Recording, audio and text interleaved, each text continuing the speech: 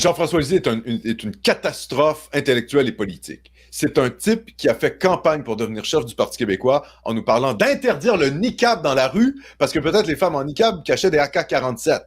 Il a été dans une espèce de démagogie complètement radicale. Et une fois devenu chef, que fait-il? Premier jour de campagne pour le Parti québécois, il nous parle de boîte à lunch et de Tinder du covoiturage.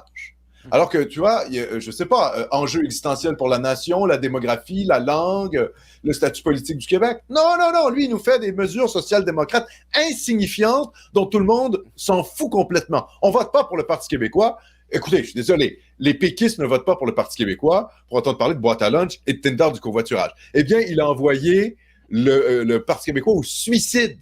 Et c'est la CAQ qui a repris le ballon identitaire et qui a gagné les élections en 2000. C'était une catastrophe. Cet homme est une catastrophe intellectuelle depuis très longtemps. Il milite pour des réseaux de transport bilingues depuis des années. Et là, soudainement, il se réveille. Ah oui, il a toujours été contre la loi 101 au cégep. Soudainement, il devient pour la loi 101.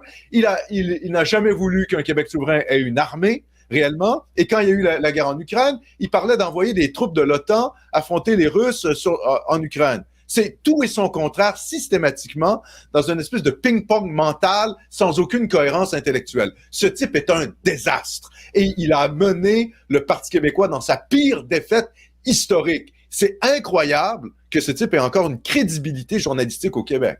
Moi, je trouve ça fou, en fait, qu'on donne encore la parole à ce type-là, qui n'a aucune cohérence intellectuelle. Il raconte n'importe quoi en permanence. C'est dingue, en fait. Et il ose encore nous donner des leçons de politique, alors que c'est lui qui a coulé le Parti québécois. C'est de la folie pure. Mm-hmm.